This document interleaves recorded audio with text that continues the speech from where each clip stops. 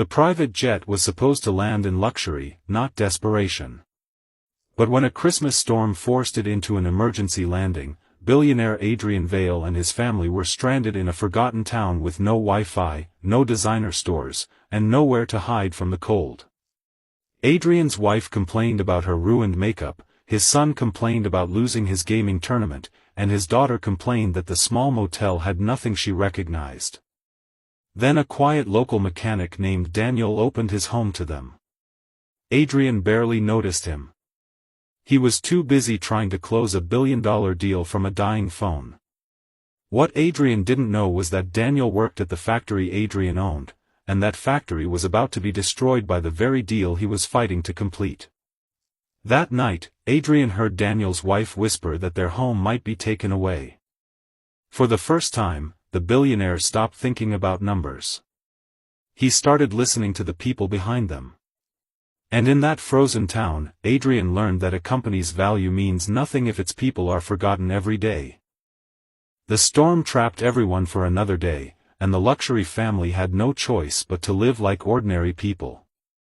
Adrian tried to work from Daniel's kitchen while his family struggled with the simplest things. There was one working charger, a modest heater, and barely enough firewood to keep the house warm.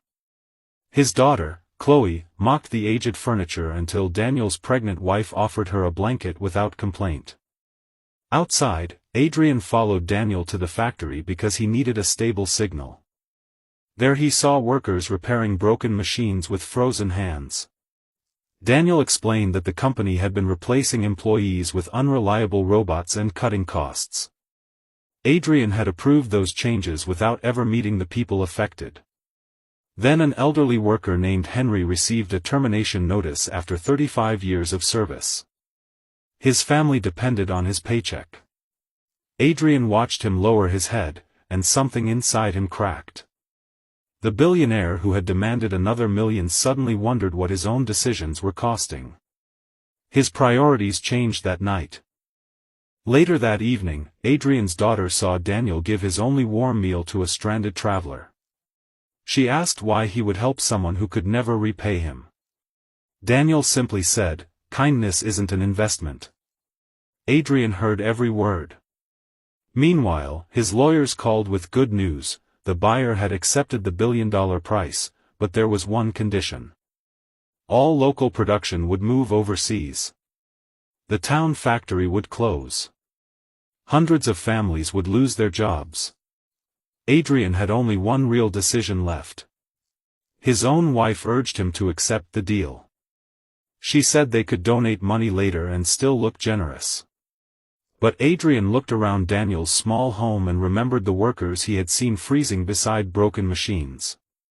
For years, he had measured success by valuation, private jets, and bigger contracts. Now he realized none of those numbers could explain why Daniel had more peace with almost nothing than Adrian had ever felt with everything. He decided to investigate the factory before signing. He could no longer pretend business decisions were separate from human lives, ever.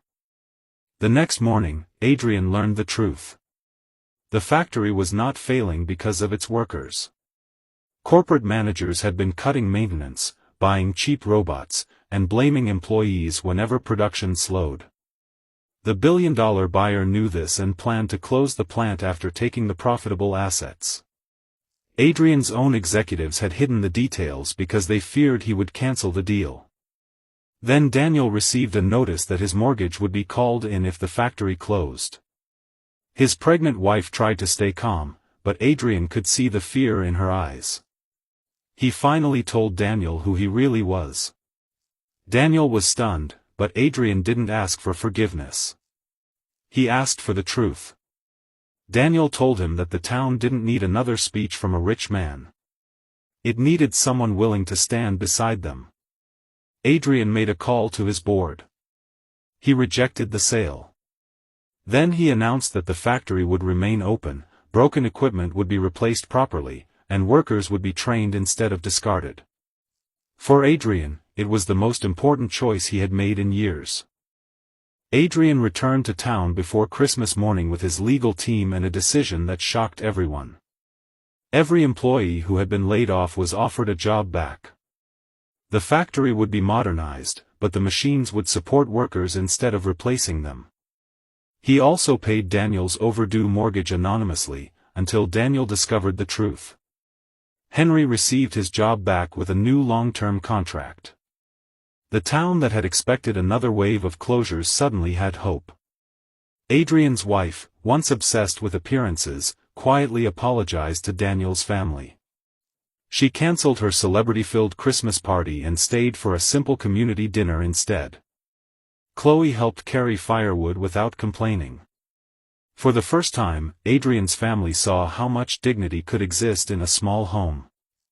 Adrian told the workers that he had spent years building a billion-dollar company, but he had forgotten what the company was supposed to protect. The people who gave it life mattered more than the numbers on a screen. The lesson stayed long after that storm, changing how they understood wealth. Just as the Christmas dinner began, Daniel's wife went into labor. The family rushed to help, and Chloe, who had once complained about everything, stayed beside her until help arrived. A healthy baby girl was born that night, turning a disaster into a celebration. Adrian watched the town gather around the newborn and understood the lesson he had been avoiding. Wealth could buy comfort, but it could not manufacture loyalty, courage, or genuine love.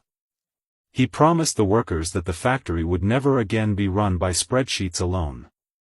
Months later, the plant was thriving, employees were learning new skills, and Daniel had become one of its supervisors.